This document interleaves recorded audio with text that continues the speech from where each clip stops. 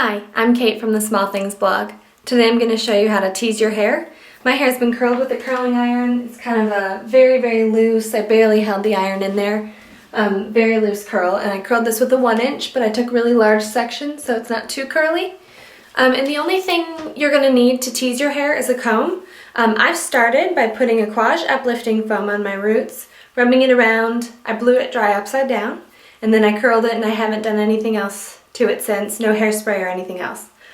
So I've got a little bit of a center part here. You can tease your hair no matter where you part it. You can tease straight hair, curly hair. The curlier your hair, whether naturally or you've curled it with a tighter curl, is going to be a little bit more difficult to tease because you might comb through some of that curl pattern. So just kind of play around with it. I'm going to show you the basic technique, and then you can make it work for whatever your texture is.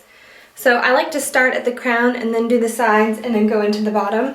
It's always better to over-exaggerate when you're teasing because you're going to break it down and soften it out afterwards instead of going back in and teasing more since you didn't tease too much at the beginning. So I like to start at the very topmost part of my head. I don't want to go too forward, but kind of where if you were to lay the comb on top of your head, right where that is going to balance and not fall forward. Divide that section. I'm going to take, let's see here, about a 1-inch section. So you don't need them to be precise at all. And in slow motion, I'll show you. You want to put the comb in about halfway through your hair's length or about a few inches above your scalp. And then all you're doing is pushing it down like that. So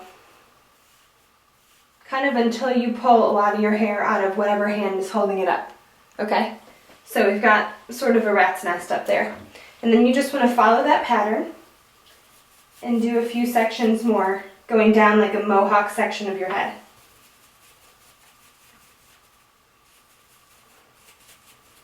So you can see it's pretty exaggerated.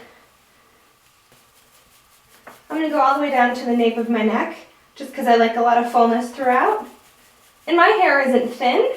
I would say I have a medium amount of fine hair, so I like to really kind of go a little nuts with it when I tease. So here's the back, and then you can kind of push that back if you need to. And then we're going to start on the sides.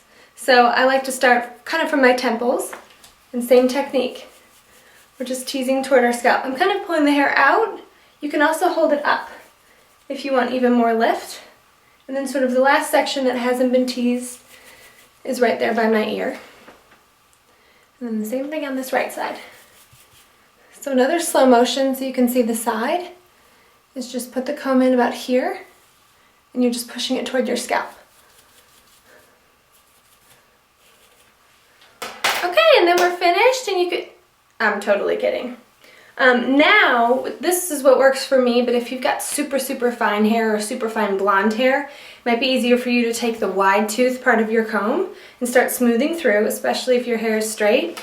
But since my hair is pretty easy to manipulate, I'm just going to kind of take my fingers, holding them in like a loose raking position, and sort of soften out the teasing.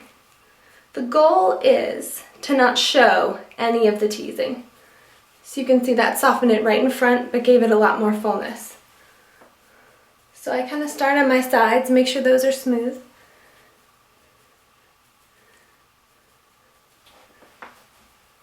You don't want to really grab and pull out because you'll kind of pull out too much of that teasing. I'm sort of fluffing it back up. You can see how teasing curled hair is going to soften it a little bit. Okay. So now we want to do the same thing on the back. Just kind of softening that topmost section, and then if you can still see any teasing, you can go in from the underneath and smooth that out too. The reason I do this instead of combing my hair is because it still leaves a lot of fullness and I don't comb all of the back combing out. Okay.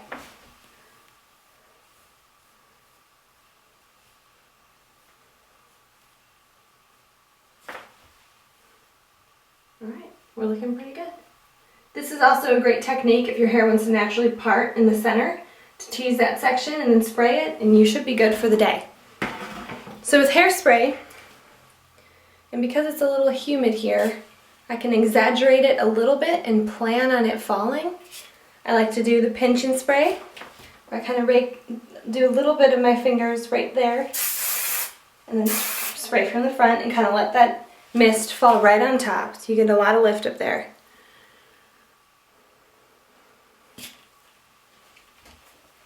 And then on the sides, do the same thing. Kind of continue to fluff it up. Do a little bit of spray there. This is a great way to create a foundation for half up styles or full updos, or if you just want to wear your hair down like what I'm going to do today.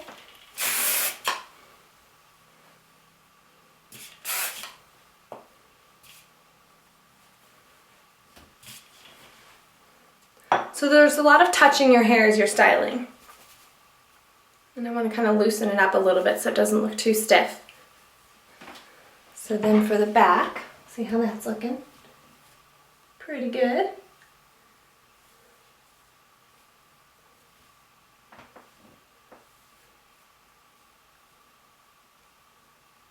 Okay. So the back, I like to kind of hang my head by looking up and just do a light mist of hairspray all over the back. So I'm going to kind of be looking up and hold the hairspray as far away as you can, but make sure you're aiming it at your hair. And this will coat it with light mist so it's not super stiff and it still holds the style, but it's a little bit brushable and easy to kind of move and still look soft.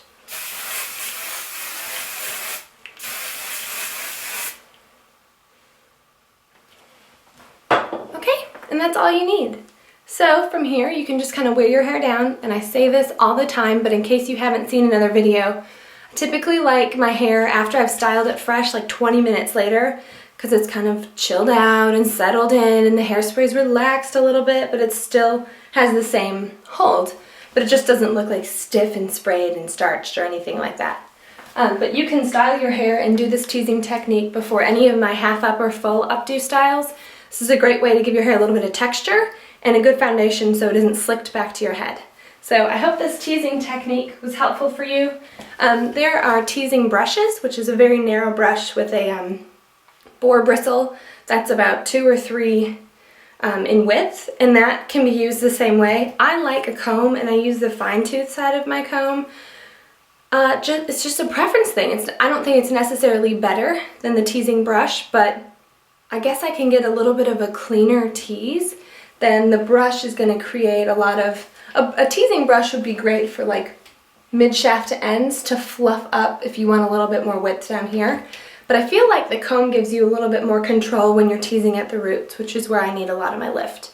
So there's so many other kind of tools you can use. I don't like using a normal brush for teasing. I just don't feel like this kind of brush. I don't feel like it gives you any sort of hold whatsoever. If you need a slight bit of lift, use a brush, but it'll probably fall out and it won't give you any kind of dramatic results. So if you want to do this method that I did today, I'd recommend a comb. This is a Cricut professional comb. You don't need a professional one.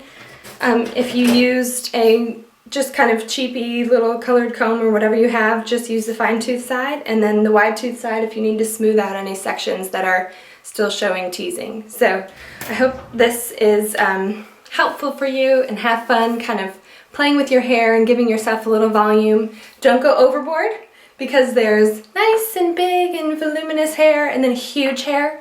So I feel like this is kind of, and it's all kind of relative anyway, this is how I like my hair to be. It's probably a little bit bigger than normal, but like I said, it'll relax and sort of fall out a little bit, and then I'll like it a little bit better.